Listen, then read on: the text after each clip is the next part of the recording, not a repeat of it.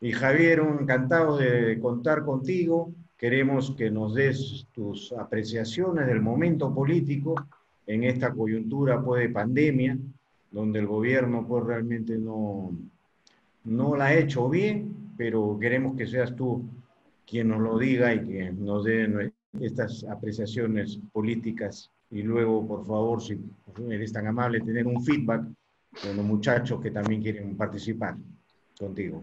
Muy amable. Claro que sí. Nuevamente, buenas noches a todos y muchas gracias por la invitación. A ver, yo quiero remontarme un poco, digamos, a lo que ha sido estos primeros 4 años, porque creo que el análisis tiene que partir, digamos, desde el 2016 hasta la fecha, ¿no? Sin excedernos mucho, irnos más atrás.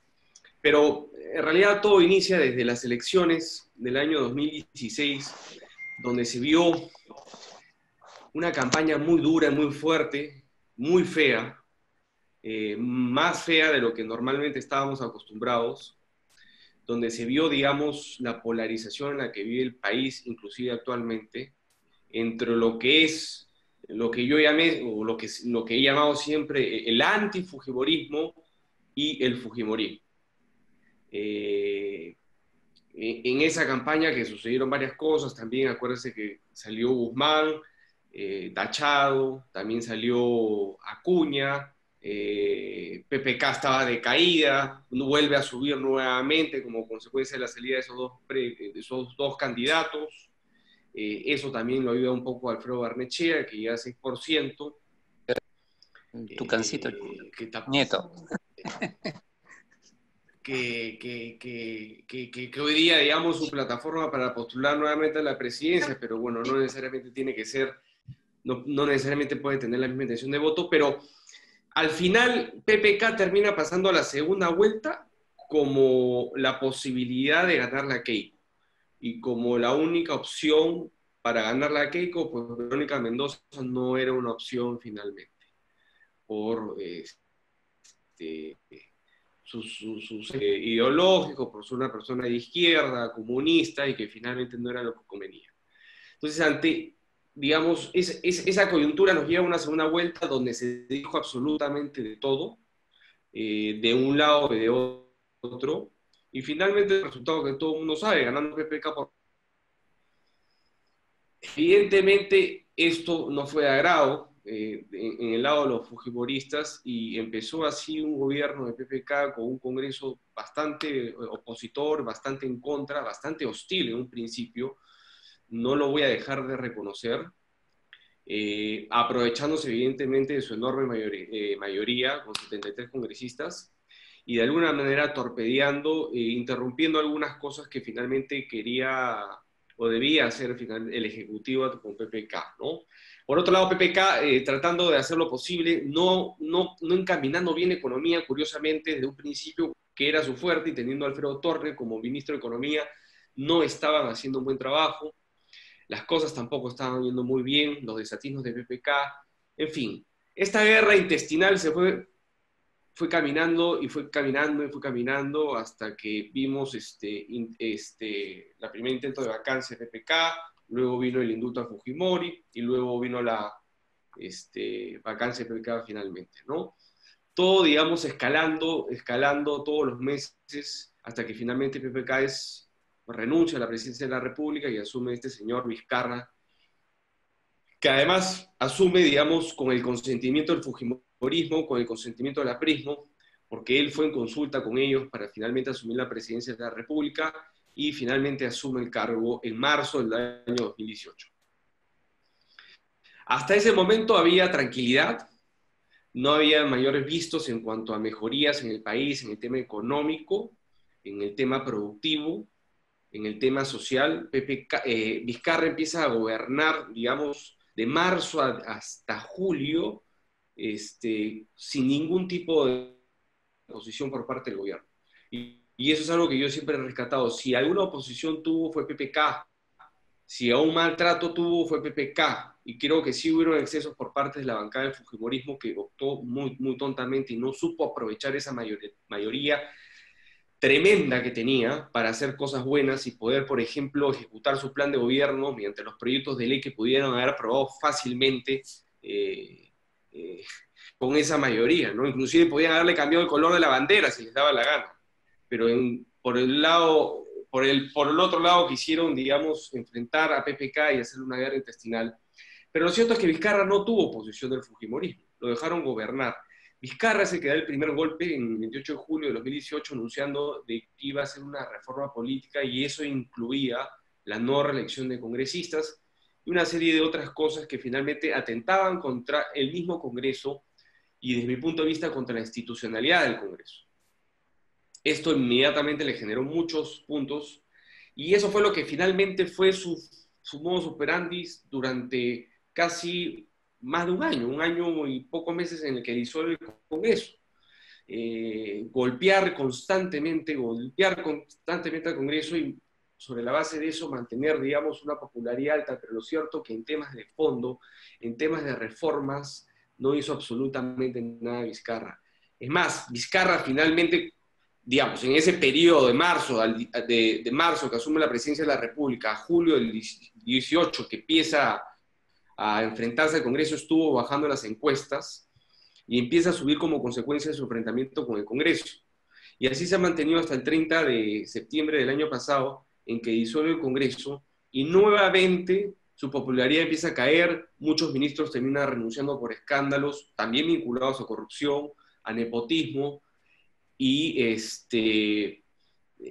hasta que nuevamente, digamos, asume un nuevo Congreso y viene el tema de la pandemia. Lo que quiero resumir es que este gobierno de Vizcarra realmente no ha hecho absolutamente mucho o nada en cuanto a reformas, en cuanto a gestión se refiere. Simplemente se ha dedicado a administrar el gobierno lo bien que podía y mantener una popularidad alta sobre la base de atacar al Congreso. Y cuando no ha tenido Congreso o cuando no ha tenido oposición, es donde peor le ha venido al gobierno de Vizcarra, porque justamente se han desvestido sus falencias, sus defectos como ejecutivo, y la gente le empieza a reclamar cambios. De hecho, la economía no venía bien, Oliver, tú bien lo sabes, no solamente se ha caído por el tema de la pandemia, sino ya no venía bien la economía, no veníamos creciendo, las proyecciones eran que íbamos a crecer este año 2.5, 2.3, antes de la pandemia, evidentemente. La economía no venía bien, había muchas cosas por el tema productivo que se estaban dejando de lado, y la famosa reforma laboral y tributaria que también estaban pendientes desde el gobierno de PPK, que tampoco se impulsaron.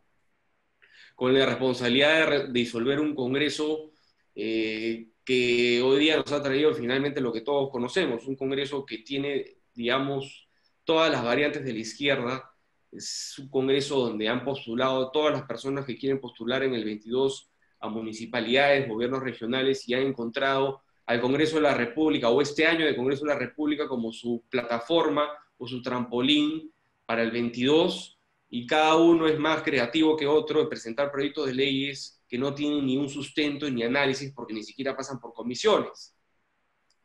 Es un gobierno netamente de izquierda, como les digo, de varias matices, izquierdas extremas, izquierdas moderadas, izquierdas caviares, donde, digamos, el Partido Morado termina siendo, digamos, la derecha hoy en día en el Congreso, los más conservadores, digamos, y como les digo, digamos, personas que tratando de buscar algún tipo de notoriedad están presentando proyectos de ley, inclusive en contra de lo que otros o presentan en su propia bancada. Acción Popular, por ejemplo, es un claro ejemplo de ello, ¿no? Y nos agarra una pandemia que nadie se la esperaba, eso es verdad. El tema de la pandemia, digamos, viene recién en diciembre, noviembre del año pasado, cuando se detecta en China, y la OMS hace la advertencia a los países de América del Sur recién en enero, febrero de este año, donde algunos tuvieron, digamos, el tino de prepararse, algunos ya venían preparados por muchos años, pero prepararse en el sentido de comprar, digamos, el equipamiento, entre ellas pruebas, para afrontar, digamos, este tema que se venía con fuerza, ¿no? Y ahí es mi primera crítica a este gobierno. Y de hecho declaran como, en marzo de este gobierno declara como emergencia sanitaria al país justamente para darle las facilidades de compra y agilizar, digamos, los procesos de adquisiciones, justamente para enfrentar la pandemia, pero aparentemente las órdenes de compra se quedan en no sé dónde, y lo cierto es que nos agarra el estado de emergencia sin pruebas moleculares, con muy pocas, digamos, pruebas rápidas, y con un sistema de salud totalmente precario que viene evidentemente desatendido durante hace muchos años. Lo cierto es que el estado de emergencia, digamos, la cuarentena, de alguna manera servía los primeros 15 días hasta un mes, yo podría decirlo, para estirar la pita lo más largo posible, para prepararnos, justamente para comprar esas pruebas, para poder comprar las camas, para comprar los ventiladores y de alguna manera ganar tiempo y poder prepararnos, pero no para seguir con esta situación eternamente, porque, como bien advertimos algunos, la economía no iba a aguantar. Y el gran problema de nuestro país es la informalidad. La informalidad nos ha llevado, digamos, hoy en día, como cuando pasó el tema de Chile, ustedes no sé si recuerdan el tema de Chile y las protestas de Chile, y en gran parte nosotros como país siempre nos hemos salvado, digamos, de estos asusamientos por parte de la izquierda, porque la informalidad de alguna manera es una válvula de escape ante los reclamos populares, justos a veces, de la población. La formalidad a Chile, de alguna manera, lo ha encajonado y de alguna manera no le ha permitido tener esa válvula de escape, y el sistema chileno de alguna manera no ha sido bien visto o no ha atendido las necesidades como muchos quisieran, y eso ha generado, digamos, los rechazos en el gobierno de Piñera en un principio, ¿no? Pero la informalidad de alguna manera a nosotros siempre nos ha ayudado en ese sentido. Pero finalmente para el tema del estado de emergencia no ha sido mayormente el logro. Con un 73% de la pega informal, era evidente que estas personas que finalmente hacen el día a día, que chambean en el día a día para finalmente llevar el pan a la mesa, no iban a poder soportar ni siquiera estar una semana en su casa. Iban a salir y no iban a acatar el estado de emergencia. Y eso generó finalmente que los contagios siguieran y siguen incrementándose y siguen dándose hasta el día de hoy. El reporte hoy día ha sido 201 muertos. Y este tema finalmente no se va a solucionar. Y es algo que algunos venimos diciendo. Con este grado de informalidad, lo único que queda es simplemente estar preparados lo mejor posible en cuanto al tema sanitario y dar las recomendaciones a la gente de la mejor manera posible. Y que cada uno se cuide como pueda y de la mejor manera. Y es decir, cada uno baile con su propio pañuelo, con el distanciamiento social, lavándose las manos, usando las mascarillas. Porque el tema de la cuarentena no funcionó, nunca existió en realidad la cuarentena. La cuarentena duró una semana, 15 días, y de ahí nunca más funcionó. Consecuencia, yo no veo mayormente la diferencia en haber estado en una cuarentena o no haber estado en una cuarentena. Y hoy día las consecuencias es que tenemos una economía destruida. A pesar de que la ministra de Economía decía que teníamos las espaldas económicas para soportar todo este tiempo en el encierro y que finalmente íbamos a poder soportar, hoy día vemos los números y no es así.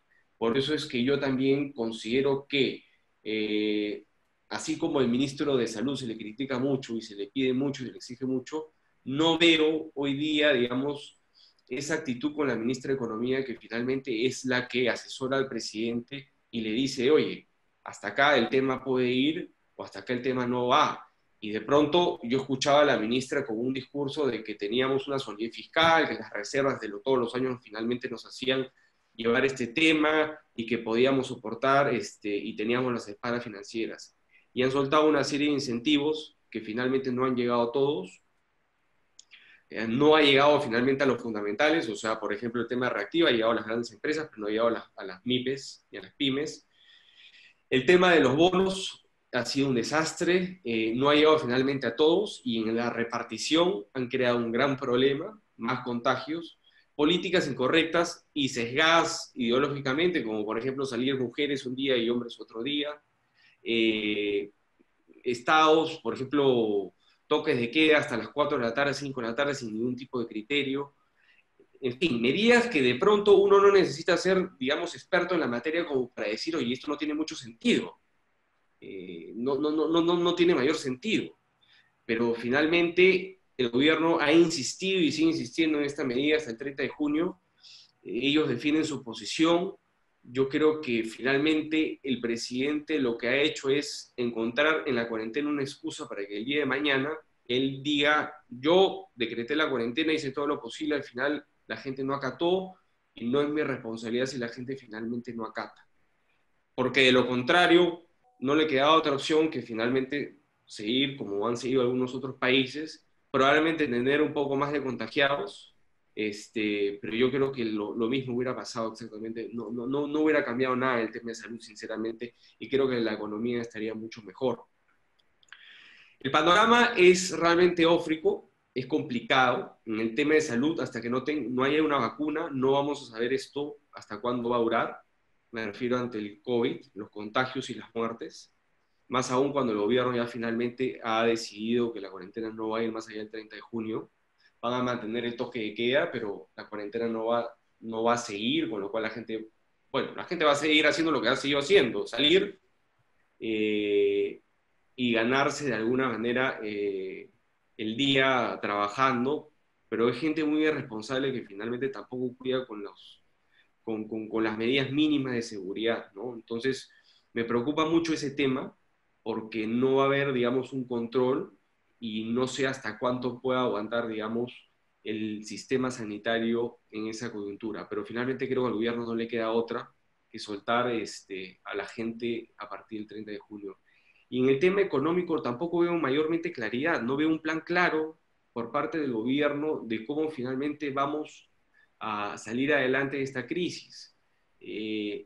A mí, nuevamente volviendo al tema de la informalidad me da una intranquilidad en ese sentido. O sea, la gente, como alguien me decía el otro día, oye, sí, que los protocolos, los restaurantes, que no sé qué, no sé cuántos, yo le decía, oye, disculpen el francés, pero no le dije esa palabra, pero tú le dije, tú eres idiota.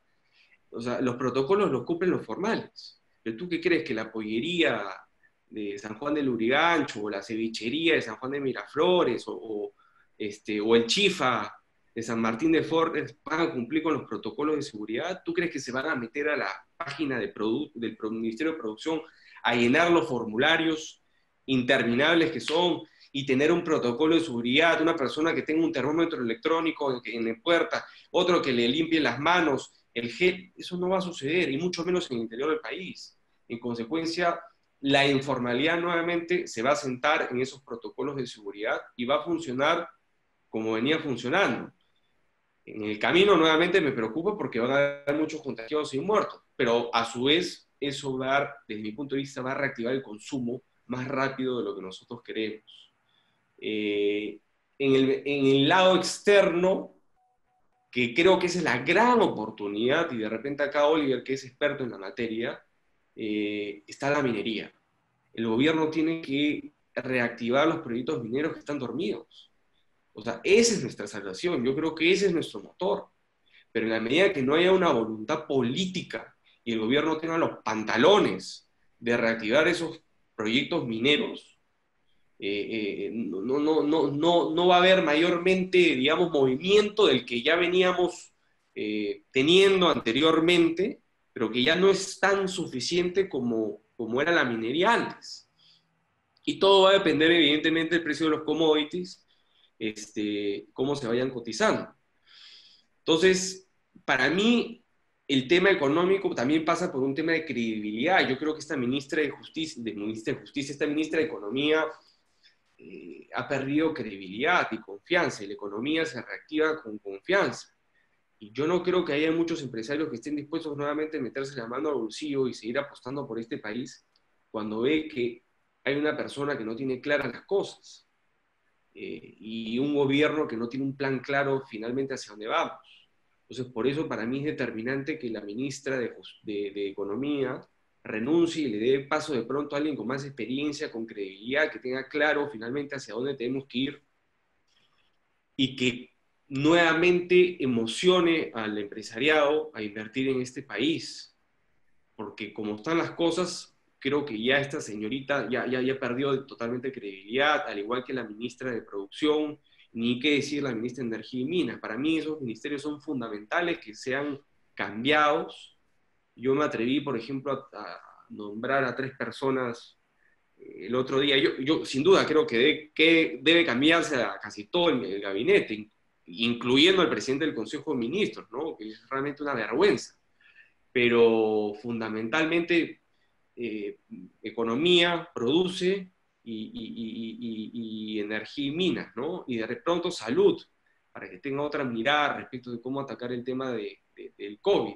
Y ahí me atreví a mencionar a Julio Velarre como un posible candidato a ministro de Economía, a Carlos Neujas como ministro de Producción. Son personas que tienen bastante experiencia, conocen el aparato productivo y público del Estado, y tienen la preparación, la experiencia como para manejar esto. O sea, esto no es broma, o sea, realmente no estamos para jugar, y yo creo que eso es lo que ha venido sucediendo. O sea, el gobierno ha jugado, ha improvisado, ha experimentado con la salud, con la economía del país, y miren los resultados. Entonces yo considero que esto ya no puede continuar así, y creo que Vizcarra tiene que dejarse de complejos, de mediocridades y de tonterías, y debe convocar a los mejores, que le digan a él qué hacer. Finalmente él como presidente de la República tomará las decisiones, pero tiene que asesorarse de los mejores.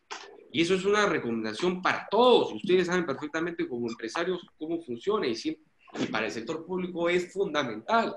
Y es algo que siempre me lo ha dicho mi abuelo: tienes que rodearte de los mejores, inclusive de los que saben más que tú, para que en determinadas materias te asesoren, te den otra mirada y te apoyen. Pero si te rodeas de gente que sabe igual o menos que tú, estamos fregados, estamos jodidos.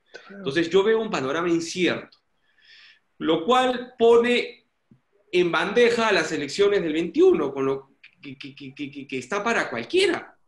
Está para cualquiera.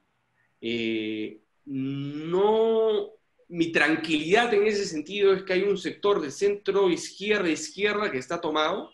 Hoy en día la oferta de candidatos que veo son de centro izquierda e izquierda.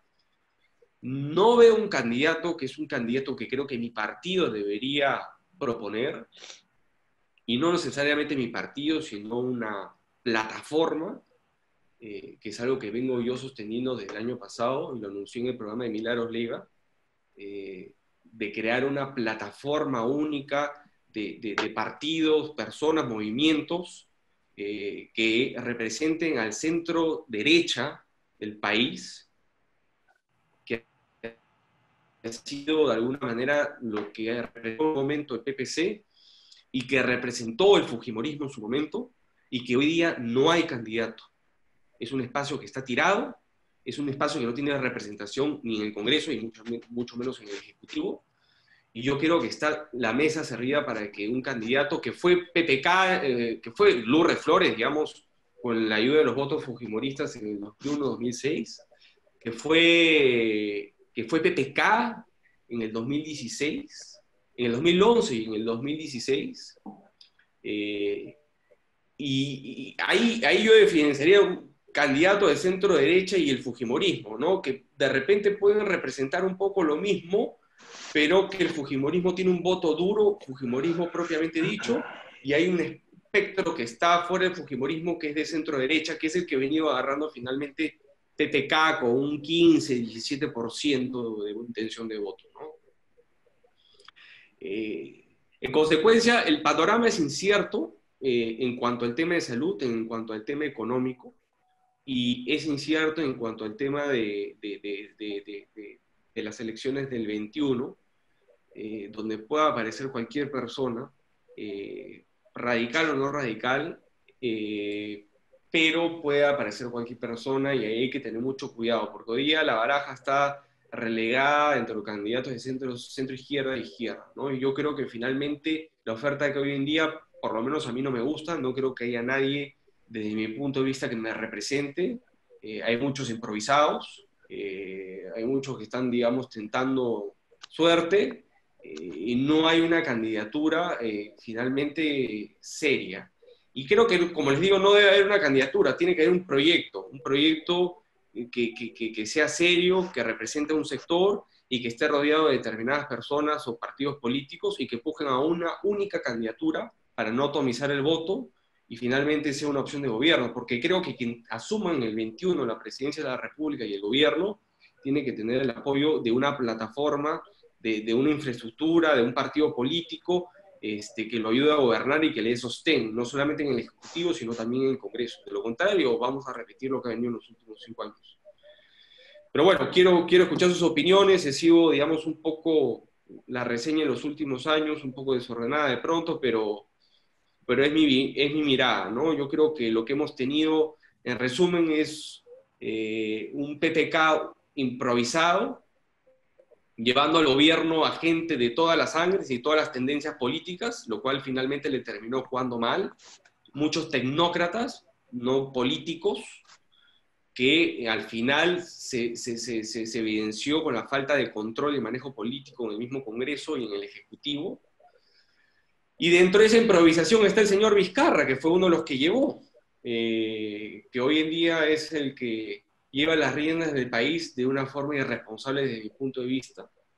Y creo que eso no se debe volver a repetir. Yo creo que hay que votar por ideas, por planes de gobierno y por equipos. Ya no hay que votar por personas, por personalidades, por empatías, ¿no? Yo sé que es muy fácil y que de pronto va a calar en este grupo, pero finalmente no es lo que se fija a la población.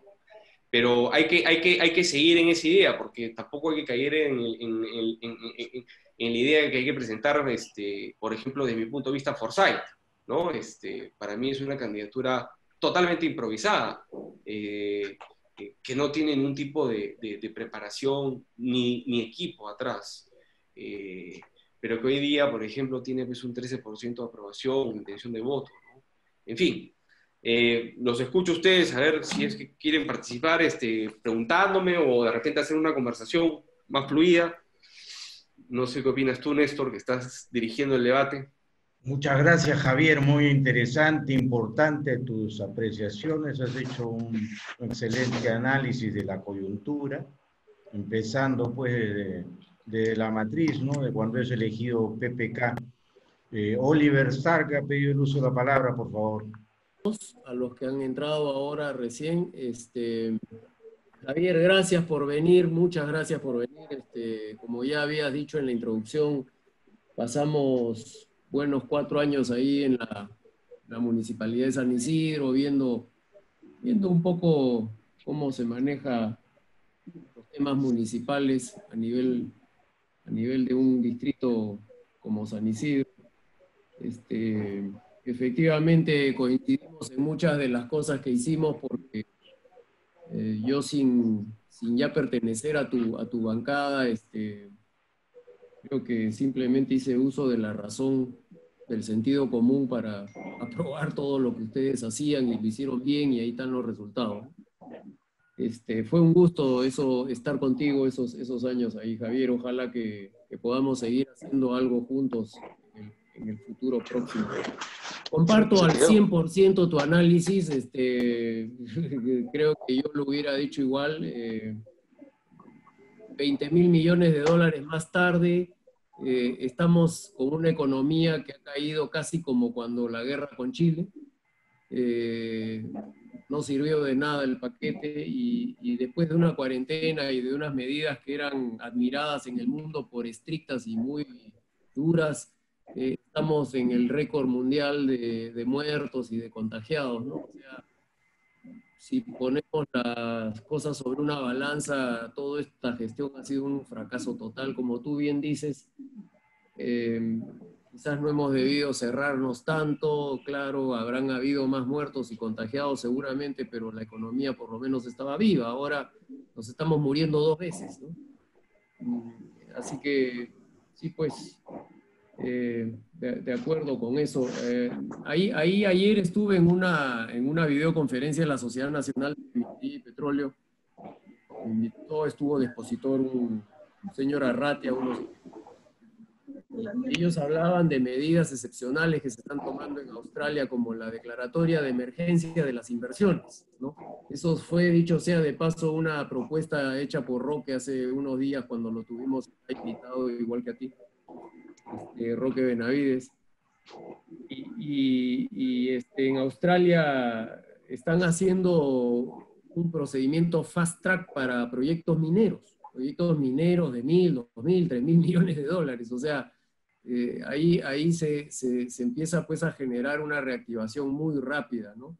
Eso quizás podría ser una idea. Acá tenemos una cartera de 28.000 millones de dólares que está lista para apretar el botón y arrancar, pero por diversos motivos no arranca, ¿no? Así que, en fin, ojalá que esa pequeña apertura que ha habido en el gobierno hace poco hacia el sector privado y hacia mirar hacia afuera del círculo interno sobón, se dé, ¿no? Y escuchen un poco a los demás para salir lo más rápido posible de esta crisis, ¿no? En cuanto, te quería hacer, bueno, en verdad, dos preguntas. Una como representante de uno de los partidos más tradicionales del Perú y al cual yo aprecio mucho, Javier, ¿por qué deben sobrevivir los partidos? Una parte de la pregunta, y cómo deben hacerlo, cómo salir otra vez a ser parte del desarrollo. Esa sería una consulta que te quisiera hacer para ver si me comentas. Y luego lo otro, como hemos estado en la municipalidad y la municipalidad es pues, sinónimo de descentralización, a ver si puedes hablarme un poco de qué harías tú o el PPC o estando en el gobierno con el tema del centralismo en el Perú, ¿no? Y un poco de repente comentarme esta descentralización o regionalización, en comillas, que hemos tenido en el Perú. ¿Qué opinas de ella? ¿Cómo la arreglarías? Si es que piensas que está mal hecha, etcétera. Esas serían mis consultas. Gracias, Oliver. Gracias, Oliver. A ver, los partidos políticos tienen un rol fundamental en la democracia. Los partidos políticos que siguen ideas, que siguen una doctrina, que siguen, digamos, una ideología, ¿no? Es importante que la gente, primero que nada, los partidos tienen que representar, digamos, el sentir de un sector de la población. Si no, no tiene sentido, pues tú puedes tener la ideología pues, de la ¿cómo se llama? La cienciología, y finalmente nadie te sigue, no tiene sentido. Pero la idea de un partido político es que nazca sobre una ideología, una doctrina que es la columna vertebral, lo que finalmente es el cerebro del partido, la columna vertebral, y lo que hace finalmente las personas se adhieran a un partido por su forma de pensar en distintos temas, en el tema social, económico, en fin, en todos los sectores, ¿no? Un partido debe tener claro su ideología, su ideario, y en función de eso, tener actividad, digamos, constante en el país. ¿A qué me refiero básicamente? Los partidos políticos, o las personas, mejor dicho, tienen que seguir a los partidos políticos y los partidos políticos tienen que acercarse a las personas. Yo me acerco a un partido político porque finalmente lo veo al partido político, lo siento al partido político en mi comunidad y creo en ese partido político finalmente porque comulga con lo que yo pienso o con lo que yo estoy sintiendo. O sea, yo puedo querer algo en mi comunidad y finalmente este partido es el que finalmente me representa, igual a nivel nacional. Entonces, los partidos políticos son importantes porque finalmente hacen que las personas crean en ideas y no en personas, porque la idea es la que finalmente permanece, las personas son las que pasan. Y eso le da también a continuidad a las políticas públicas que finalmente se van implementando en el gobierno en caso los partidos lleguen a ser gobierno. Entonces, es importante eso porque de lo contrario tienes a gente improvisada o a gente que busca un proyecto personal que va sin ningún tipo de preparación, sin ningún tipo de equipo, o de pronto forma equipo en el camino de un proceso electoral. Nuevamente me refiero a PPK, para dar el ejemplo más práctico. O sea, PPK es claramente lo que no se debe hacer en política. Armar un proyecto personal, conglomerar a determinadas gentes, no necesariamente de la misma tendencia ideológica, Tú veías, por ejemplo, en esa bancada pues, a Mecha Arauz, como de repente mirabas pues, al, al chico, al que es el presidente del Consejo de Ministros, el señor Ceballos, y habían voces discordantes dentro de la misma bancada, o gente que creía que había llegado al Congreso por sus propios votos y no porque el partido lo había llevado, que fue el caso del chico, ¿cómo se llama? Belaunde, que ni bien llegó, y el chico, respetable su agenda gay, le empezó a implementar en el Congreso, pero eso no era finalmente la agenda del gobierno. O sea, esta persona empezó a implementar su propia agenda personal en el gobierno, pero él, siendo oficialista, no seguía las pautas de lo que finalmente el gobierno quería implementar, que no necesariamente era discordante con lo que él quería, pero todo tiene su tiempo y todo viene, digamos, todo tiene que tener sus pautas y sus momentos, y todo tiene que venir de una dirección que es la de arriba, finalmente.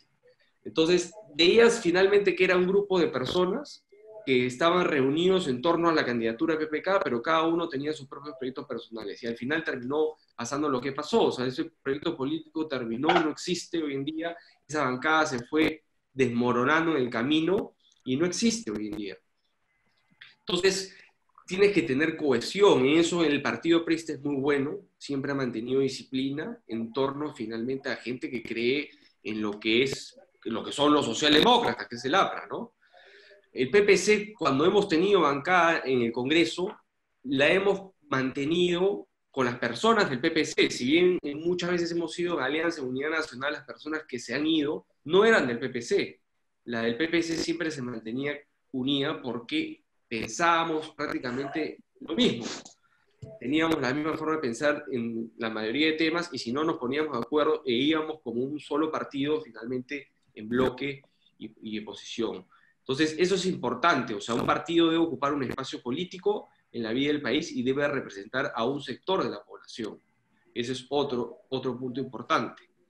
Y sobre la base de eso, plasmar ideas y no levantar caudillos, aventureros del momento.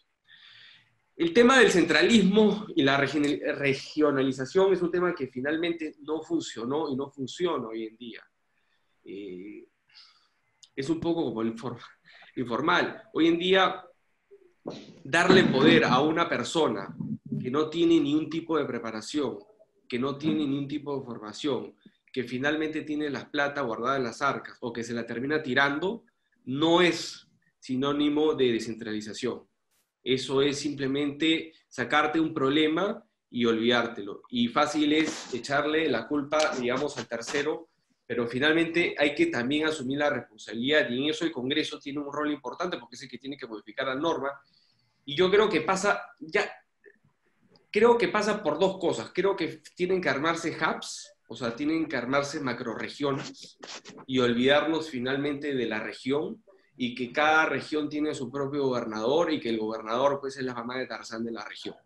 Es lo mismo que pasa con las municipalidades. Yo soy de la idea finalmente que los municipios distritales no deben de funcionar, no deben existir. Debería haber una sola municipalidad metropolitana de Lima y debe estar representada, digamos, de alguna manera por regidores, concejales de los distritos, de cada uno de los distritos de Lima, por ejemplo. Pero no debe haber un alcalde por cada distrito, porque se creen pues los dueños de su metro cuadrado y finalmente terminan haciendo lo que les da la gana. Y el alcalde de Lima no puede interferir en ese sentido. Y así también podemos reducir un poco de disparidad que hay en distritos. O sea, tú ves, por ejemplo, San Isidro y al costado tienes La Victoria o Surquillo. O sea, si todos de repente fuéramos homogéneos, de repente no habría tanta disparidad entre los distritos.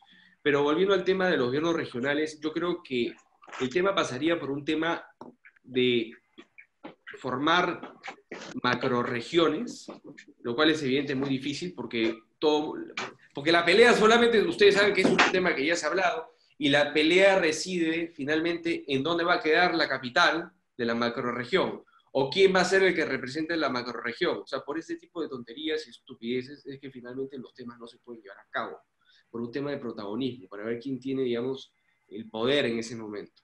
Entonces, yo creo que es un tema que se tiene que explorar. es un tema que se puede solucionar. La representación puede estar, digamos, de alguna manera intercalada entre las distintas regiones que conforman esa macrorregión. Eso no hay ningún problema, pero eso va a ser, digamos, de alguna manera que centremos hubs, porque muchas regiones tienen muchas cosas en común y me parece un desperdicio de recursos y súper ineficiente que finalmente se estén agotando esfuerzos en una región que de pronto tiene menos habitantes que Santiago de Surco, como por ejemplo es Moquegua, cuando podrían armar una macrorregión en el sur y de repente Moquegua podría conseguir mejores cosas para ellos en grupo que de manera solitaria. Y el otro tema es brindar asistencia técnica. Y creo que eso es una responsabilidad del gobierno central de brindar asistencia técnica y una asistencia técnica que de alguna manera esté obligada a aceptar el gobierno regional o la macrorregión, porque evidentemente no hay la capacidad técnica en las regiones como para poder llegar a grandes proyectos de infraestructura.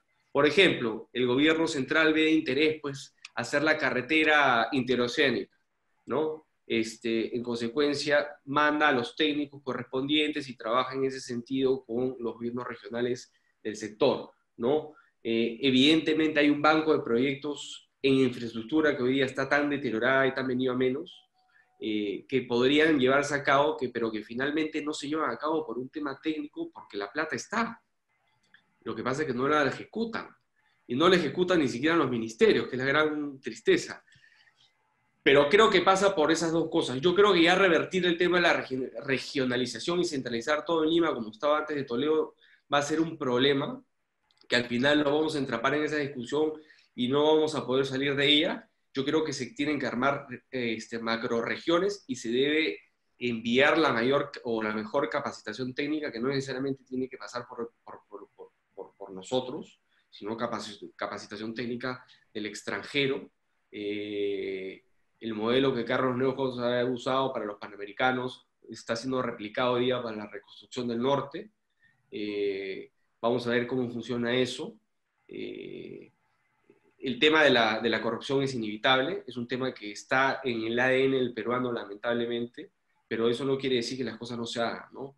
Hay que obviamente poner los candados posibles, pero pasa por eso, desde mi punto de vista, ¿no? Por esos dos puntos.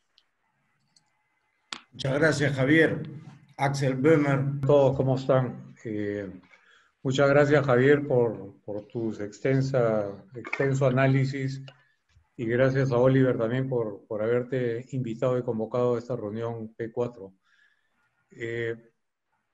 Como ya lo mencionó Oliver, somos un grupo de preocupados ciudadanos peruanos que han tenido la oportunidad de vivir y trabajar en el extranjero, pero nos sentimos muy peruanos y, valga la redundancia, muy preocupados por lo que está sucediendo. Como en otras reuniones, vemos que tenemos una gran capacidad de análisis y somos buenos médicos generales diagnosticando las enfermedades. Y la pregunta que siempre hago es, ¿dónde está la llave para abrir esa puerta del desarrollo que tanto buscamos?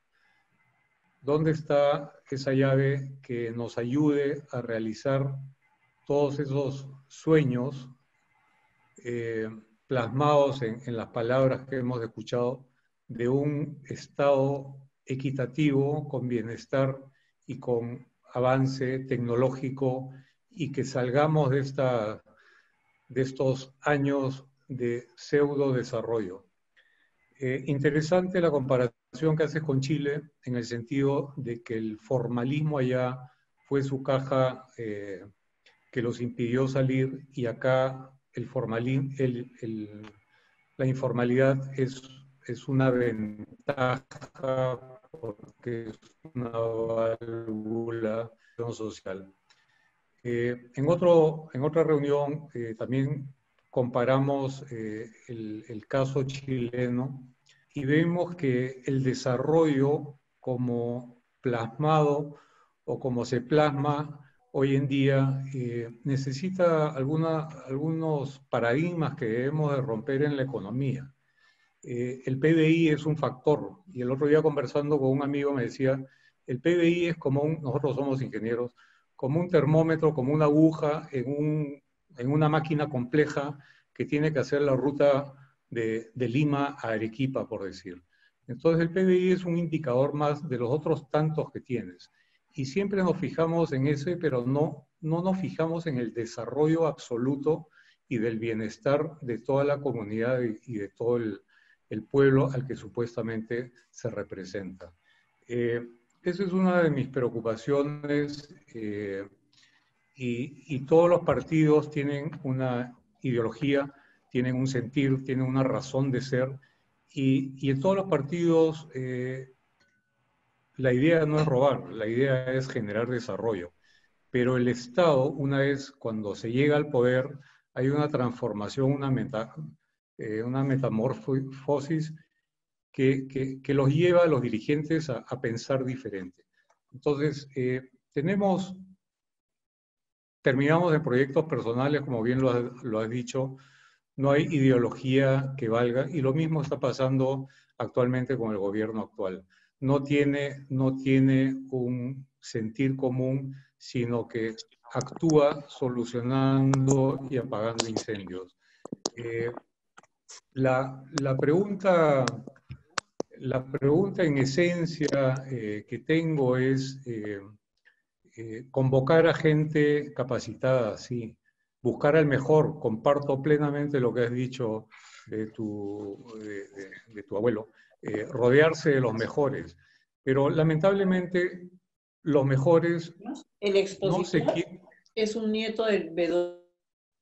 Los mejores no se quieren involucrar en la política por ser un negocio que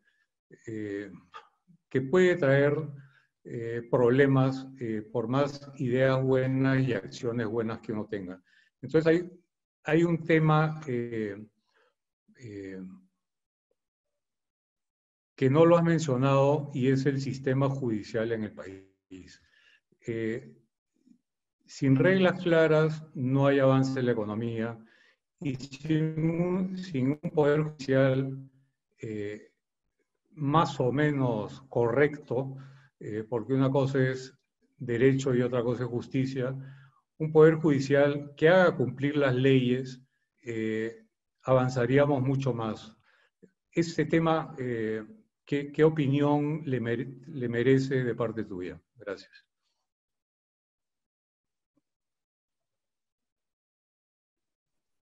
Gracias, Axel.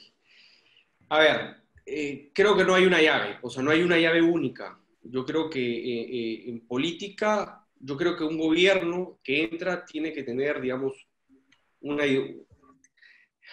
la persona que entra tiene que creer en algo, tiene que tener una formación política, una formación doctrinaria respecto de lo que cree y en función de eso ser elegido o en función de eso transmitir finalmente qué es lo que quiere para la sociedad, para el país. Y en función de eso será elegido o no será elegido. Pero si es elegido en función a eso. La doctrina es, como le dije, la columna vertebral, que es plasmado después en los programas del partido político y luego en un plan de gobierno.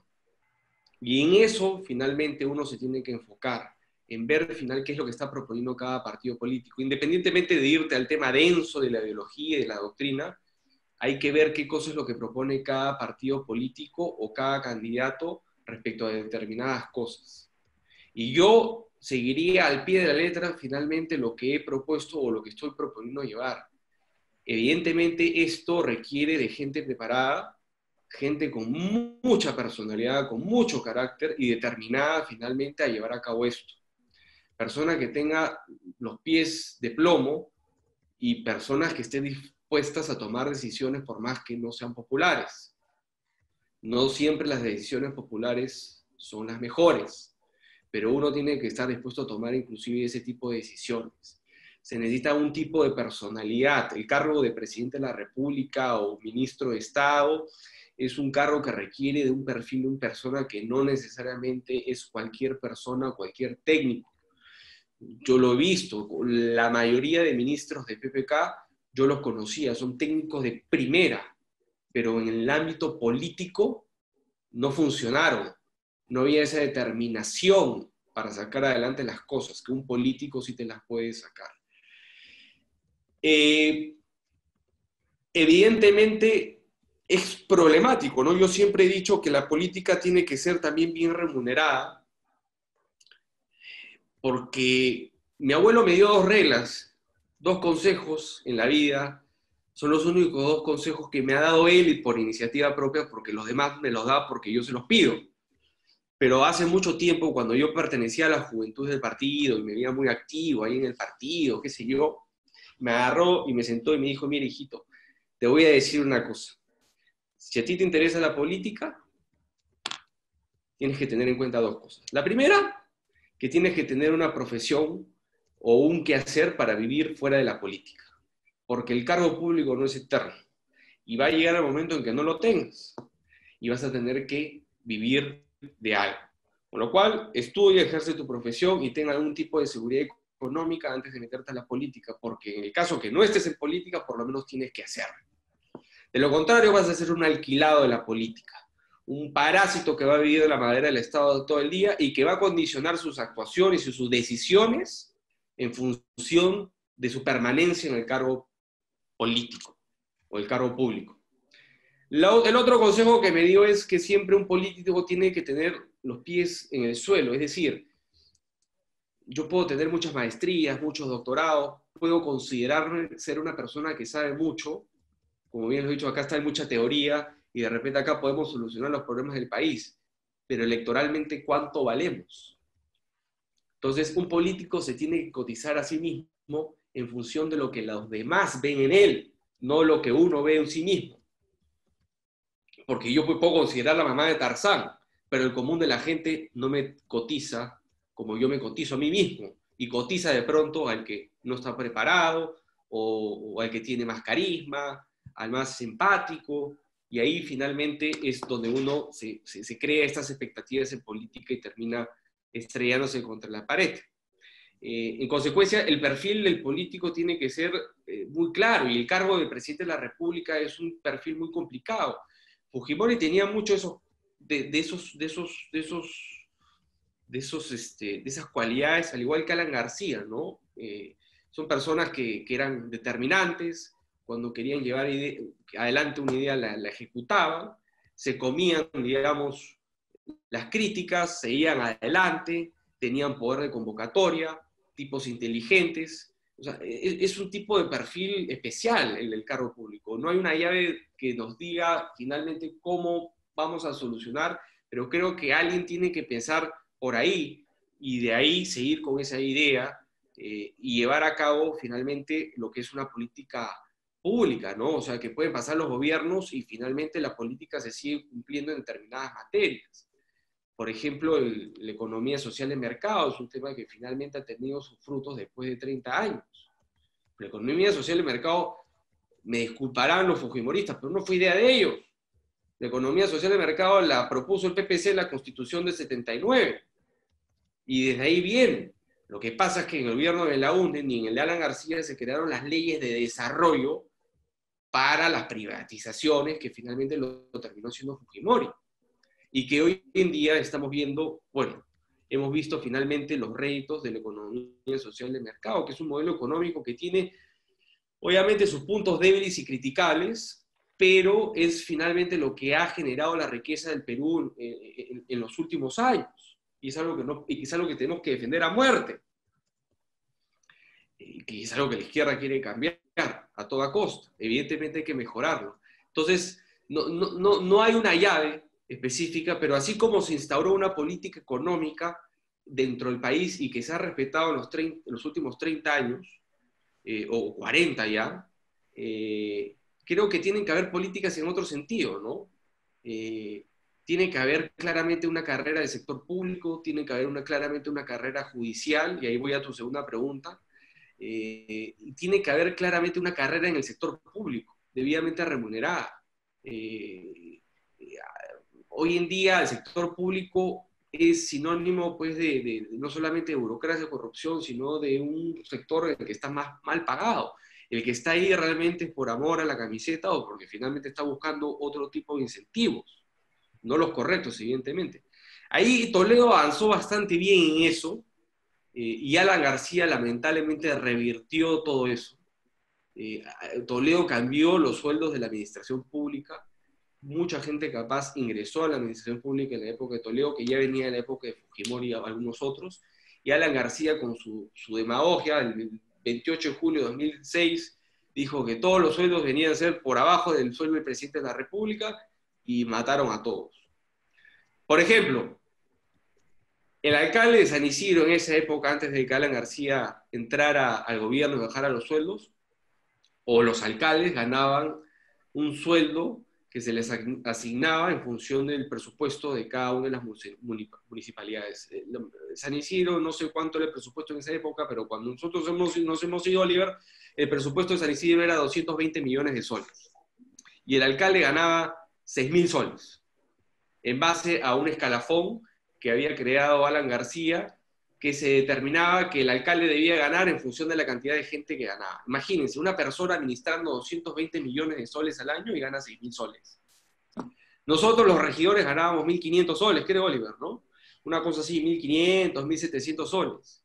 Le dedicabas, pues, o sea, yo la cantidad de horas que le dedicaba, más porque yo era el teniente alcalde, era impresionante. Obviamente, en desmedro de mi propia actividad profesional, que era la que me da de comer, o es la que me da de comer. Entonces, no tenía sentido, o sea, realmente estábamos ahí por amor a la camiseta, y a pesar de las críticas que nos llovían a cada rato, estábamos ahí.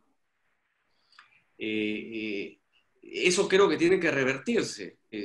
Los sueldos de la administración pública tienen que ser bien remunerados, y no tiene que haber, digamos, una persona que gane tanto más o menos. O sea, yo estoy de acuerdo que el presidente de la República tenga un buen sueldo, pero él tiene otros tipos de incentivos, no gasta mayormente mucho. Un congresista de la República tiene que ganar lo que tiene que ganar un congresista de la República. O sea, yo sé que es impopular el Congreso, que nadie lo quiere, pero es dedicarte 5 años a legislar y crear las leyes que van a regir el destino del país. Entonces tú quieres tener a gente preparada ahí, no la gente que hoy día tenemos en el Congreso. Entonces no hay los incentivos para que la gente hoy en día se meta en un cargo público, lamentablemente. Lo que hay son desincentivos, ¿no? En fin, ni decir el tema de la reelección para el Congreso, que creo que también es una tontería.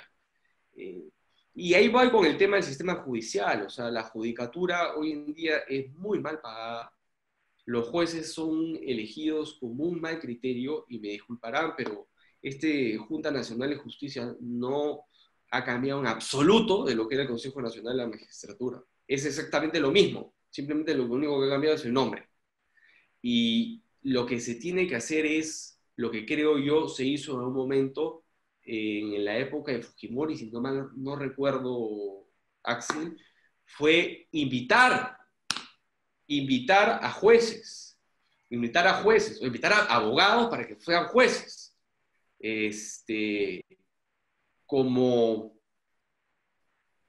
como se eligen los miembros del Tribunal Constitucional, una especie de invitación así abierta a juristas de gran calidad, o juristas que tienen proyección o que tienen determinado perfil, a que entren a la carrera, a la carrera judicial, a la judicatura, si les interesa.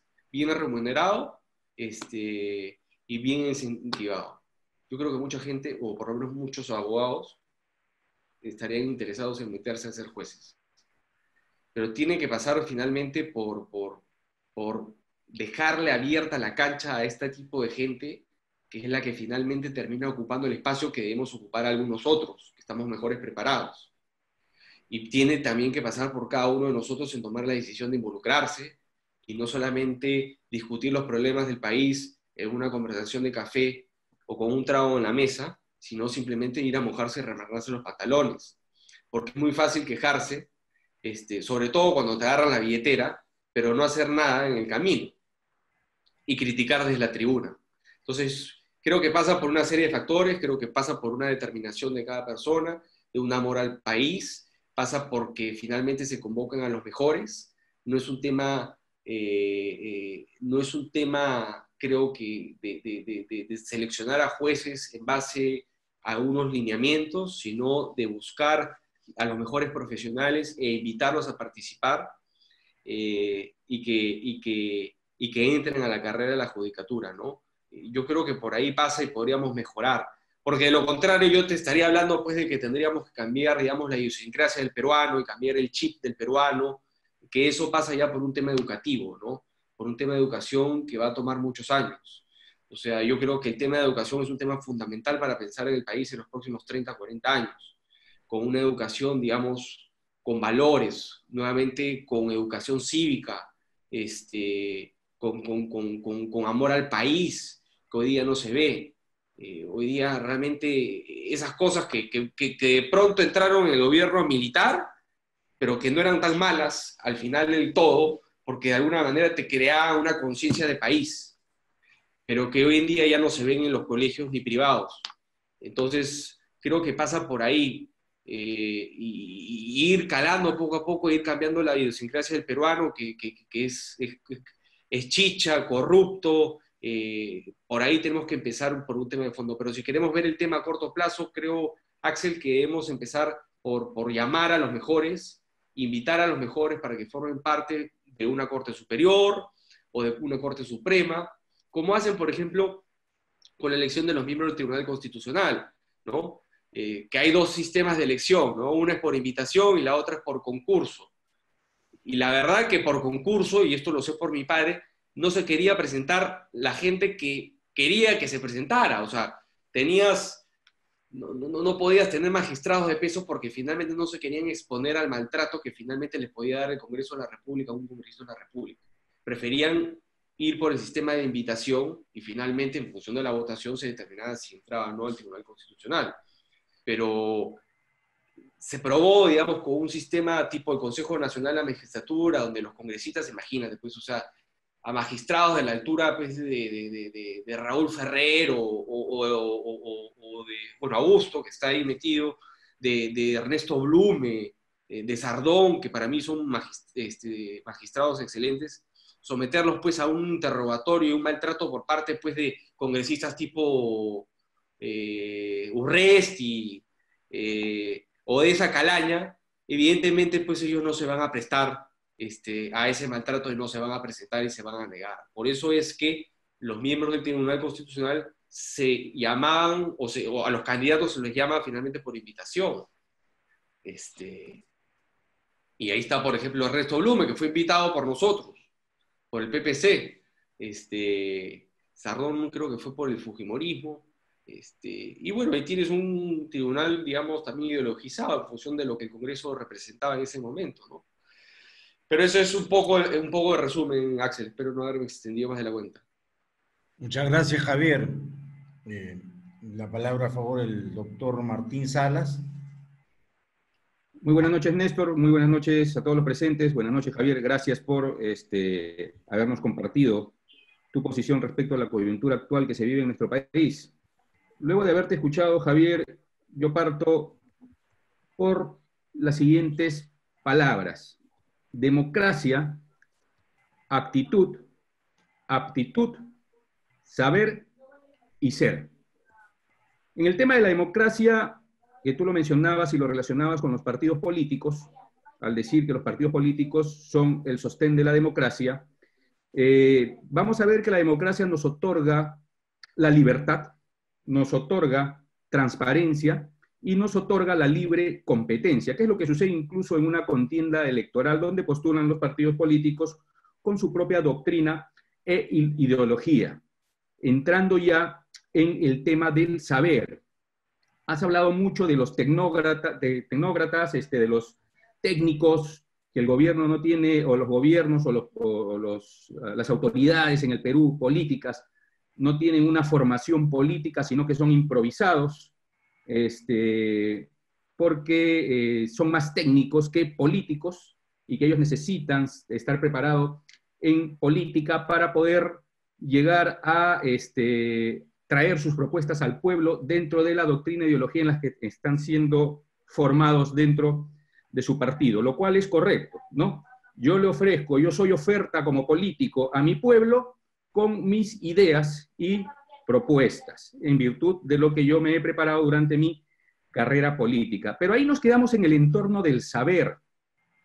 Estamos viendo que nuestro Perú tiene 20 años de lucha franca contra la corrupción, la corrupción en el Perú viene desde la época de la conquista. Entonces, siendo más antigua que el Perú, la corrupción en el Perú, tenemos ahora a 5 expresidentes vinculados a temas de corrupción, uno de ellos fallecido. Tenemos presidentes de región metidos en temas de corrupción, tenemos alcaldes, autoridades políticas de diversos partidos políticos, de diversas ideologías, de diversas doctrinas, que habiéndose quedado en el saber, muchos de ellos muy expertos en política, vale decir, en el tema del saber, están vinculados con haber desfalcado el erario público.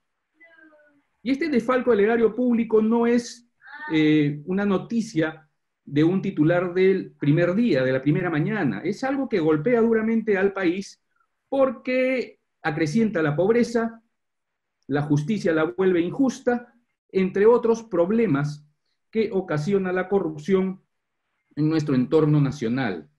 Entonces, si nos estamos quedando solo en el ser, ¿cómo podemos hacer para formar a los políticos desde el ser?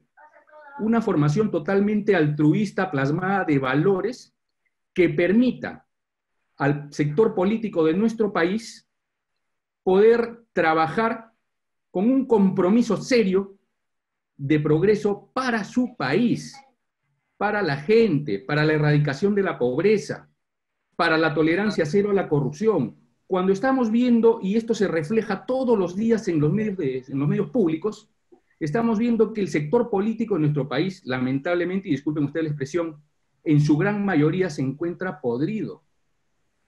Viene defenestrando las arcas públicas todos los días. Se aprovechan de la pandemia para hacerse del erario nacional. O sea, no tienen escrúpulos. Y estamos hablando de gente que sabe de temas políticos. No estamos hablando de improvisados, porque los improvisados son pocos. Hay gente que tiene mucha trayectoria política y que está metida en temas de corrupción. Y va a tener que rendir cuentas al Estado en su momento. Entonces, ¿qué es lo que está pasando en el sector político para que lleguemos a esa formación del ser que genere el compromiso desde esta formación del ser de hacer bien las cosas por su país, actuar con solidaridad, con entrega al que más necesita, apoyando a la gran industria que son nuestro bastión, ¿no? La gran empresa, la gran industria definitivamente va a ser nuestro sostén económico. Ellos son generadores de empleos, ellos traen progreso al país, traen infraestructura al país, pero sin embargo la corrupción rompe la democracia porque elimina la libre competencia. ¿Cómo llego yo, empresa, gran empresario, a tener una licitación pública si no le pago a ese funcionario público? ¿Dónde queda esa formación del ser? ¿Y por qué elegir al mejor? Esta parte de tu presentación no la comparto porque no es elegir al mejor, es elegir al mejor equipo. No se trata de uno solo.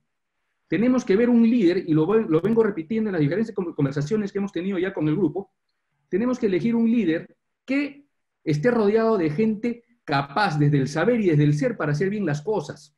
No solamente preparados técnicamente, sino gente que tenga una trayectoria intachable e impecable y que haya sido reconocido. Tengo un reconocimiento público sin haber sido de manera expresa reconocido. Tengo un reconocimiento público por haber hecho bien las cosas dentro de su desempeño en su especialidad determinada, más allá de lo que sabe, en lo que es, desde el ser.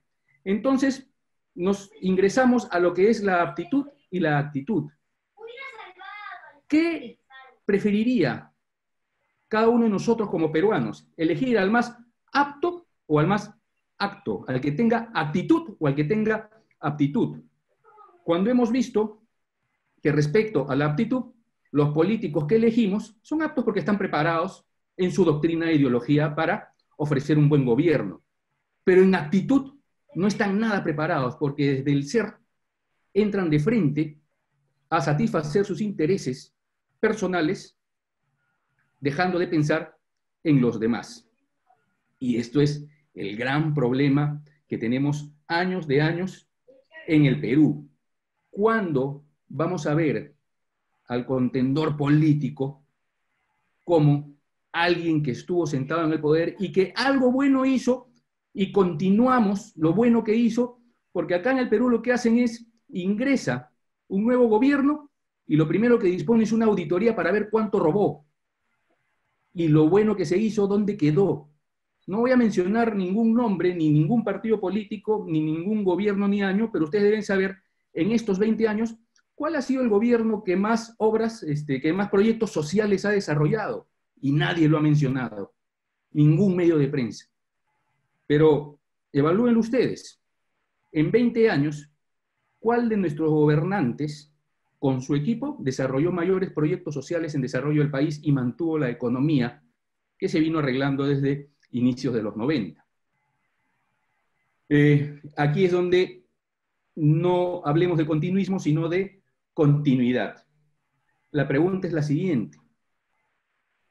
Sabiendo que tenemos que elegir al mejor equipo y no al mejor, ¿qué se necesita para capacitar desde el ser a nuestro sector político, que definitivamente, como lo veo yo, no tiene ninguna capacitación desde el ser? Eso es todo, Javier. Muchas gracias. Gracias, Martín. Javier. Gracias, Martín. Efectivamente, yo no sé si fui claro. Evidentemente yo, cuando dije escoger al mejor, me refería al mejor equipo. De hecho, hice referencia a los partidos políticos, al plan de gobierno, al equipo que rodea finalmente a quien elige al partido político que está representado en ese entonces por un candidato, pero que viene con un equipo. Eso es finalmente, es parte, y ahí te doy toda la razón, o sea, no es una persona, no es el trabajo de uno, es el trabajo de un equipo, es el trabajo de un partido político que va y llega al poder finalmente en torno a un plan de gobierno que ese equipo tiene que ejecutar. Yo creo que el tema de la corrupción es un tema conceptual, es un tema de origen que viene de la casa, es un tema del peruano, que lamentablemente ha venido enraizándose de una manera salvaje y más profunda en los últimos años, que es algo que hay que cambiar, y yo creo que hay que cambiar evidentemente desde la educación, no hay otra forma, desde el colegio, desde la educación pública que se le puede dar finalmente a los niños para que tengan otros valores, otros principios, finalmente de los que les puede enseñar en su casa, y poco a poco ir mejorando eso. La corrupción es un tema que viene de años, como bien dices tú, y no va a cambiar si es que no empezamos desde abajo, desde que finalmente se agarra a esa criatura y se le enseña qué es lo bueno que de lo malo, más allá del ejemplo que le puedan dar en casa. Yo creo que no hay que confundir lo que es experiencia política de lo que es formación. Tenemos muchos políticos con mucha experiencia, pero que no necesariamente han recibido una formación política. Y en eso sí creo que el PPC ha sido un partido que se ha caracterizado por ser bueno, y siempre nos ha reconocido por ser un partido de cuadros, más no de masas. Hemos formado, digamos, grandes políticos o grandes prospectos de políticos que al final han terminado muchos yéndose a hacer sus propios proyectos políticos, otros finalmente llevados por el partido a distintos cargos públicos. Pero todo pasa finalmente por un tema de formación, y la formación consiste en agarrar a la persona que de alguna manera tiene algún tipo de curiosidad por el partido político, darle clases, o sea, enseñarle. Pues hay escuelas de doctrina y en el partido donde se les explica la doctrina, donde se les explica un poco finalmente qué significa la idea del partido político, en este caso el PPC. Y hay clases de formación política, de cómo un político debe actuar en una colectividad a la cual él representa, cuáles son los cánones, cuáles son los valores, hasta dónde uno puede ir, a quién se debe. O sea, en el partido hay 1000 preceptos, o sea, 1000 preceptos, ¿no? O sea, siempre es algo que nosotros nos enseñaron desde el día 1. Primero están los intereses del país, por encima de todo. Después vienen los intereses del partido, en segundo lugar. Y finalmente, por debajo están los intereses personales.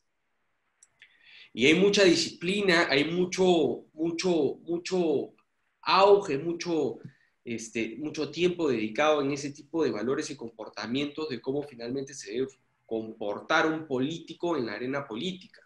Y pasa también por una preparación que va incrementando.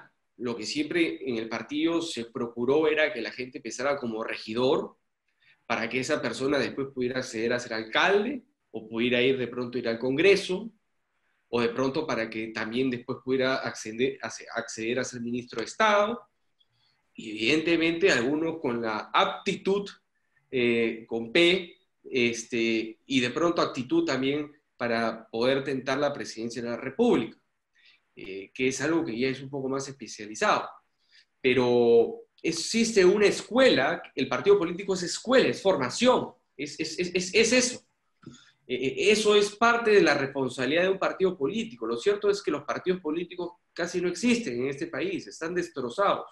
Y en eso sí hizo mucha responsabilidad Fujimori, que ya se encargó de destruir la institucionalidad en el país en muchos aspectos, desde mi punto de vista, a pesar de que yo le reconozco muchas otras virtudes, en esto sí soy muy crítico, y entre ellos estuvo los partidos políticos, que prácticamente los desapareció.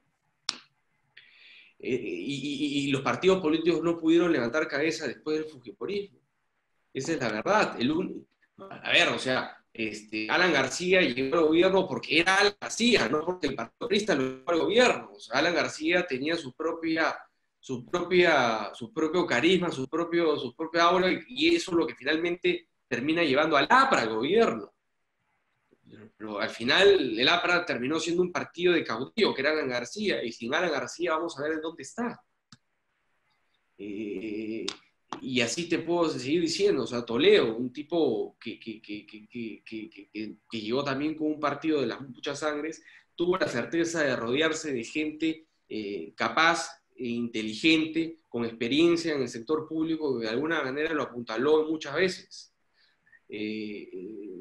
Para mí Humala fue 5 años perdidos, yo lo llamo los 10 años perdidos. La verdad que fue una gran satisfacción saber que el hombre no iba en la línea de lo que originalmente había propuesto y cambió de forma de pensar, pero el tipo no tenía idea de nada. También se rodeó de gente que de alguna manera lo apoyaba, y tuvo ministros de economía que de alguna manera supieron manejar la economía o la mantuvieron, la administraron de manera bien. Tuvo un ministro de producción importante como Piero Gessi, me parece, y tuvo gente política con muñeca como Pedro Cateriano, que no es de mi agrado, pero que de alguna manera tenía artes en el oficio. Entonces, se rodeó de gente capaz. A este hombre no le veo nada, no le veo absolutamente nada.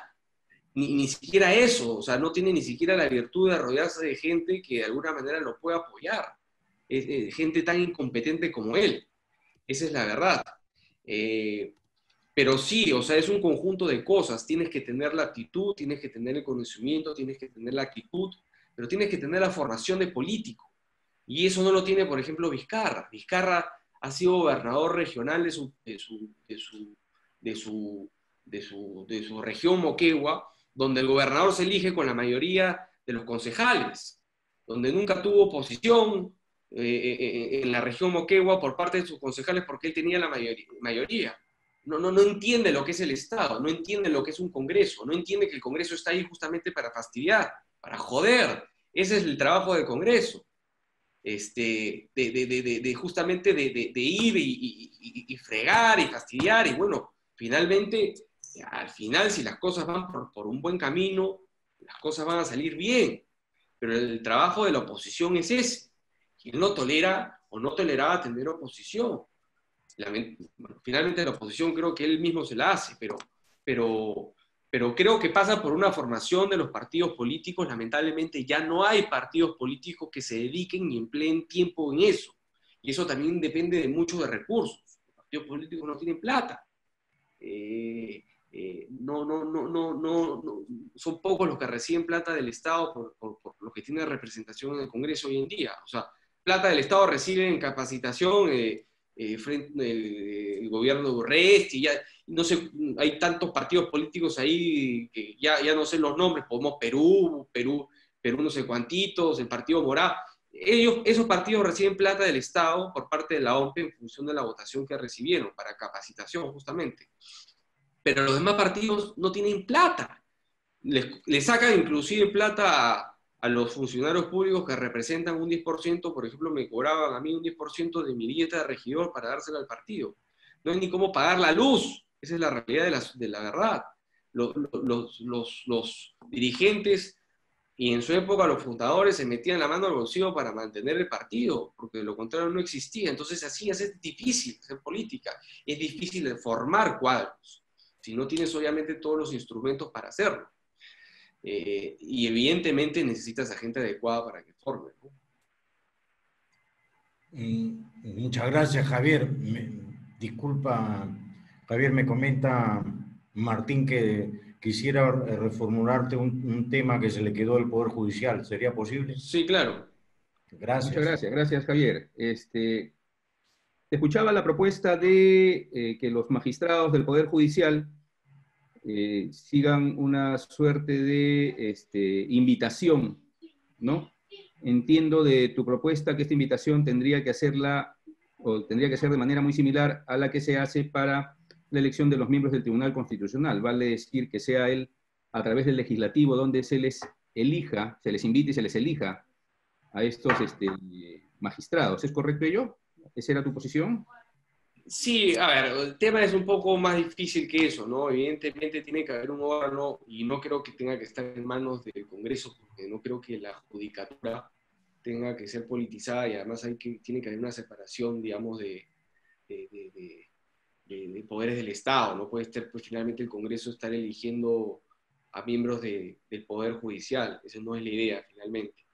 Pero sí, de pronto, una institución como el Consejo Nacional de la Magistratura o la Junta Nacional de Justicia, donde tenga algún tipo de términos de referencia y de alguna manera invite a profesionales destacados, con amplia experiencia o con reconocida trayectoria, profesores universitarios, de alguna manera que puedan servir de apuntalamiento en determinadas cortes o salas de la Corte Suprema, ¿no?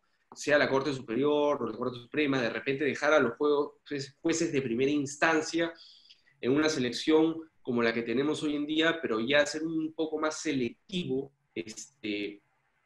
para personas que ocupen la Corte Superior o la Corte Suprema, ¿no? Me parece que Javier Villestein fue uno de esos casos como invitado. No más recuerdo. Hubo una etapa, me parece que en el fujimorismo, donde se invitaron a determinadas personalidades y se abrió la baraja de que personas se presenten por iniciativa propia para ser jueces. O sea, no empezar de cero la carrera de la judicatura. Creo que eso podría de alguna manera paliar el momento y de alguna manera tener la tranquilidad de que gente proba, gente con trayectoria, que más allá de los valores, porque uno no ve, digamos, más allá de lo que tiene enfrente, o sea, uno no ve, digamos, lo que uno está pensando y no ve el corazón ni el alma de las personas, por lo menos tienes la certeza de que esta persona no está yendo con esa intención de robar o cobrar coimas, y por el contrario, o sea, es una persona que tiene vasta experiencia y te va a formular resoluciones o fallos muy bien fundamentados, ¿no? Bien, solamente de repente para ilustrarlos un poco al respecto, si me lo permiten. En la década de los 90, cuando Fujimori toma el Poder Judicial, porque lo tomó, eso fue un golpe de Estado, fue un autogolpe, cuando toma el Poder Judicial y toma la Fiscalía, el año 1994 genera un tribunal de honor, donde invita a supuestos y renombrados juristas para que sean el jurado de honor, quienes elijan a los jueces y fiscales que estuvieron acompañando durante todo el gobierno de Fujimori hasta el año 2000, y hemos visto que de ahí salieron pues una Nélida Colán, salió un Rodríguez Medrano, etcétera, etcétera, muchos de ellos ahora cumpliendo condenas por corrupción de funcionarios. Eso ocurrió en la época de los 90. Luego de ello, se retoma el Consejo Nacional de la Magistratura, que ya existía en la época de Fujimori, pero simplemente se le quitó todo el poder al Consejo Nacional de la Magistratura y se inicia una nueva etapa en la carrera judicial. Efectivamente, los magistrados, jueces y fiscales no pueden ser elegidos por el poder político porque eso politizaría la justicia en el país y vulneraría la independencia y autonomía de las que estos deben gozar durante su ejercicio funcional. Actualmente, con los temas de corrupción, se ha destapado que casi todas las cabezas del ex Consejo Nacional de la Magistratura se encuentran vinculados en temas de corrupción, específicamente en el caso de los cuellos blancos. Es por eso que se deja sin efecto el Consejo Nacional de la Magistratura y se da lugar a la Junta Nacional de Justicia, cuyas funciones son muy similares al Consejo Nacional de la Magistratura. Es un órgano novísimo, no sabemos cómo trabaja, no sabemos si está trabajando, ya tiene denuncias contra los cuellos blancos, pero todavía no hay ningún resultado. Esperemos que se hagan mejor las cosas. Es una forma de, sabiendo que los miembros de la Junta Nacional de Justicia han postulado, ¿no?, al cargo que ejercen ahora, a través de una comisión formada también por el Ejecutivo, han llegado a este cargo y a través de ellos es que se realiza el proceso de selección de jueces y fiscales por concurso público, donde evalúan no solamente los conocimientos académicos, sino tu perfil psicológico, tu vida personal. La idea es poder filtrar cualquier quiebre que pueda tener el postulante que atente contra el decoro del cargo o que no lo haga idóneo para ejercer el cargo. Dicen que los jueces y fiscales deben ser intachables en su ámbito profesional y en su vida personal. No todos lo son, si no, no habría el caso de los cuellos blancos, pero al menos esa es la idea, y bajo ese supuesto se tienen que elegir y se vienen eligiendo a los jueces y fiscales, donde no deja por ello de haber gran corrupción en el sector de la administración de justicia. Miren lo complicado que sería politizar la elección de los jueces y fiscales. Vamos con un ejemplo actual nomás. En este Parlamento se ha creado una subcomisión de acusaciones constitucionales integrada por Carlos Messía y por Marta Chávez. En el caso de los cuellos blancos, tenemos a la mayoría de los integrantes de la Junta de Fiscales Supremos. Son 6 fiscales supremos, de los cuales 4 de ellos están vinculados, investigados por corrupción en el caso de los cuellos blancos. Entre estos se encuentran pues, Pedro Gonzalo Chávarri Vallejos, Tomás Aladino Gálvez Villegas, Luis Arce Córdoba y Víctor Raúl Rodríguez Montesa. Son los 4 fiscales supremos cuestionados por el caso de los cuellos blancos. Vámonos otra vez al Congreso, a esta subcomisión de acusaciones constitucionales. Carlos Mesías ha sido abogado de Pedro Chávarri y Marta Chávez es abogada de Fuerza Popular, que se encuentra investigada ahorita ese partido político como una presunta organización criminal.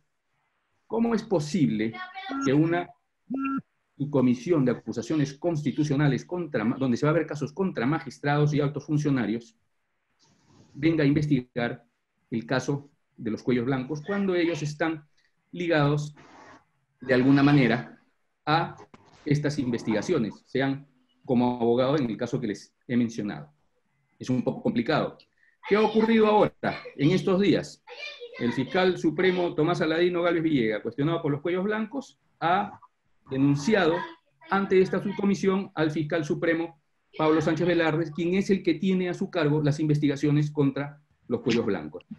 Entonces, no se necesita ser un alto analista, un especialista en investigaciones para saber cómo se está generando este entorno de investigación en el Congreso y cuáles son los posibles intereses que existen en estas investigaciones. Eso es lo peligroso de politizar la elección de jueces. Sería lo peligroso de politizar la elección de jueces y fiscales si ellos no los eligen y están generando este tipo de riesgos solo por tener el poder de acusaciones constitucionales, porque es un gran riesgo.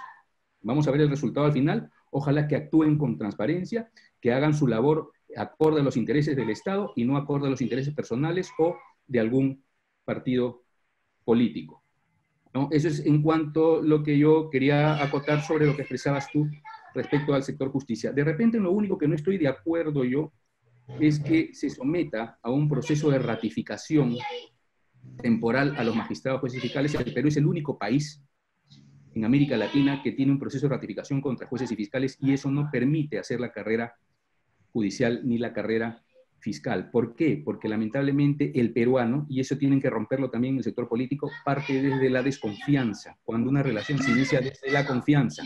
Y lo único que se vulnera es la confianza. Cuando se vulnera la confianza, se acabó todo tipo de relación. Si nosotros centramos nuestras relaciones en el ámbito personal, en el ámbito profesional, en virtud de la confianza, van a ver ustedes que las cosas van a ser mejor. Bajo ese parámetro tiene que iniciarse, a pesar de nuestra historia y a pesar de la subcultura de corrupción y otros que tiene nuestro pueblo. Bien, es todo también. No sé si al respecto de repente tienen alguna pregunta, ¿no? Pero es lo que quería acotar yo a lo que tú traías respecto al sector justicia. Gracias. Gracias, Martín.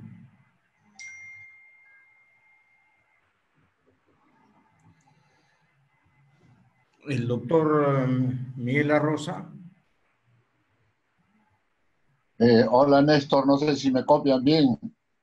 Sí, te está escuchando el doctor Javier Bedoya. Bueno, saludando al doctor Javier Bedoya y a todos los que están participando de esta reunión. Yo lo que quería acotar son cosas básicamente básicas y esenciales para entender un poco la situación en la que se encuentra el país en este momento. Y desgraciadamente estamos a puertas de llegar a los 200 años de independencia del Perú y nos vamos a encontrar con un país que está prácticamente destruido. Estamos en una situación realmente crítica donde el desempleo y la pobreza está en unos niveles tales que cualquier cosa puede suceder. En ese escenario tenemos que ubicarnos para ver qué tipo de gobierno es el que necesita el país para salir adelante. Y pienso yo que para eso tenemos que ponernos en el escenario de otros países que han estado en similares situaciones, ya sea o básicamente por temas de falta de subdesarrollo o por guerras o por otras situaciones que han puesto a un país en la situación en la que se encuentra el Perú en este momento. Este es un momento en que el país necesita un líder que le dé una esperanza a los 30 millones de peruanos que en este momento se encuentran en una situación de extrema pobreza, como nunca antes estuvo el Perú. Estamos en una situación inclusive peor que en la época postguerra con Chile. El país está destruido. Y eso hay gente que no lo quiere ver y que siguen pensando en que no, que la situación se va a resolver en 1, 2 años o 3 años siguiendo las mismas políticas. La gente está pensando en que cuando abren los centros comerciales, pensando en que quieren ir a comprar a Jockey Plaza o cosas por el estilo, cuando no se dan cuenta que más del 80% de la población se encuentra o va a estar en unos meses en una situación de extrema pobreza. Es decir, el país está prácticamente a punto de desbarrancarse. Entonces se necesita un líder, alguien que le dé esperanza a los peruanos, que le dé esperanza a toda esa gran masa de gente que en este momento no tiene siquiera un trabajo, una forma de ganarse la vida, y no tiene esperanza ni siquiera para pagar los colegios de los niños, ni cómo alimentarlos, ni cómo darles salud, las cosas básicas que cualquier ser humano necesita. En este momento estamos en una situación que ni siquiera podemos pensar en eso. es un momento en realidad sumamente crítico, sumamente crítico.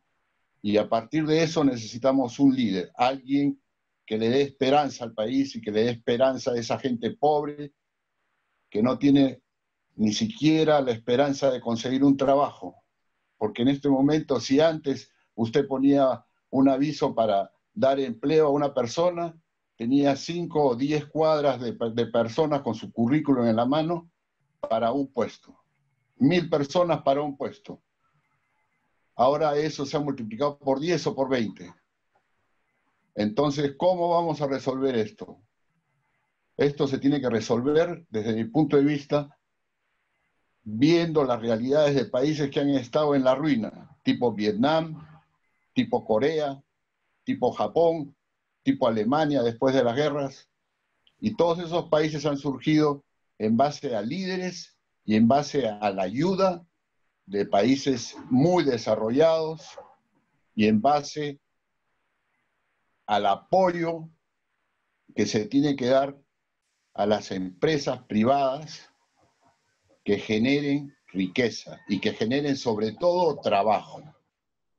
En base a esos lineamientos, yo quisiera saber cuáles son tus opiniones, Javier. Gracias. Javier, si fuera posible, agradeciendo tu participación y para no quitarte más tiempo, ya estamos un poco en el límite. Javier, el tema, tú mencionaste, el PPC, pues uno de los grandes partidos del Perú, y también indicaste el APRA, también un partido de cuadros, un partido de masas también, con líderes importantes.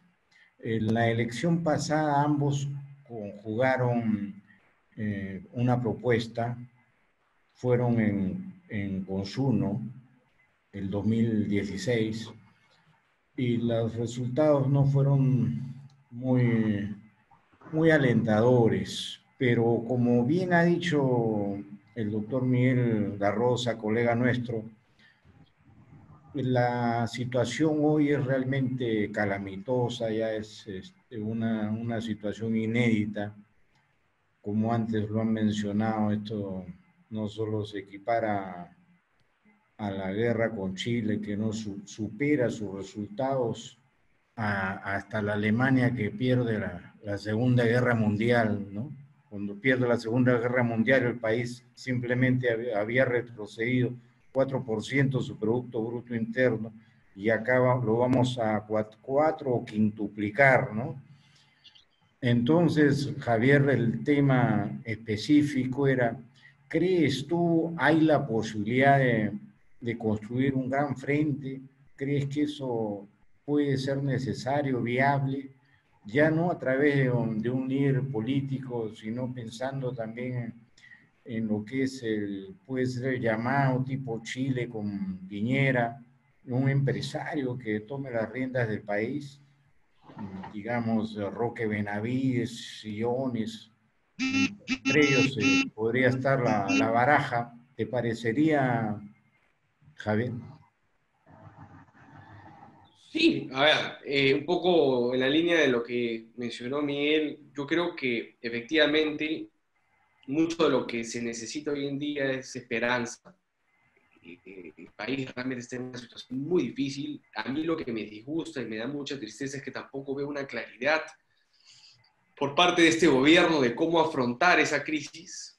Lo mencioné al principio en la exposición, no veo que esta ministra de Economía tenga claro un plan de cómo afrontar este tema. Y el presidente, en vez de llamar a los mejores, que estoy seguro que muchos se van a poner al frente dada la coyuntura, persiste pues en mantener a gente que no es la correcta, no es la idónea, ni siquiera, o sea, no ha sido la idónea para asumir un ministerio, mucho menos en estas condiciones. Creo que efectivamente el tema pasa por un... Yo estoy muy convencido que mucho antes de que sucediera la pandemia, y también lo mencioné al principio, que el tema pasa por un... No por mandar un candidato el país está muy golpeado, el país está muy sufrido, inclusive antes de la pandemia. El país vive una desunión y una polarización constante en estos últimos 5 años, también por lo que he explicado anteriormente. Lo que necesitamos es finalmente unir al país y dejarnos de antis y de extremismos en cuanto a nuestras posiciones. Acá, como lo mencioné yo una vez, si no eres anti, te catalogan como fujimorista y viceversa. Entonces no es así. O sea, hay personas que estamos en el medio, que pensamos distinto, que tenemos una opinión propia, al igual que hay partidos políticos que no necesariamente están con una u otra posición. Entonces puedo coincidir con algunas con los de un lado, como puedo coincidir con las del otro lado. Y por eso es lo que yo mencioné y lo vengo proponiendo hace un año, es que tiene que haber un frente, en mi opinión, desde mi punto de vista y desde mi punto de vista de mi partido, un frente que aglomere, digamos, partidos políticos, agrupaciones, personas que pensemos igual, de cierta forma, y que sobre la base de eso armemos un plan de gobierno, una plataforma con un plan de gobierno, y busquemos a la mejor persona que represente a esa plataforma para que sea el candidato a la presidencia de la República, que vaya con un equipo de técnicos y con un equipo de políticos que probablemente asumirán carteras en ministerios, con otros que irán como candidatos al Congreso. En fin, formar un equipo que tenga todos los brazos que necesita un ejecutivo para poder gobernar. El brazo técnico, el brazo político, que sea el operativo, y obviamente sobre la base de una persona que tenga liderazgo y que despierte realmente esa esperanza que, como bien dice Miguel, necesitamos, y que no solamente genere una esperanza durante la campaña, sino que realmente sea la persona que sea el cohesionador, el que una, digamos, a uno y otro grupo, y deje atrás los odios, que es lo que finalmente nos ha venido llevando a la destrucción en los últimos años.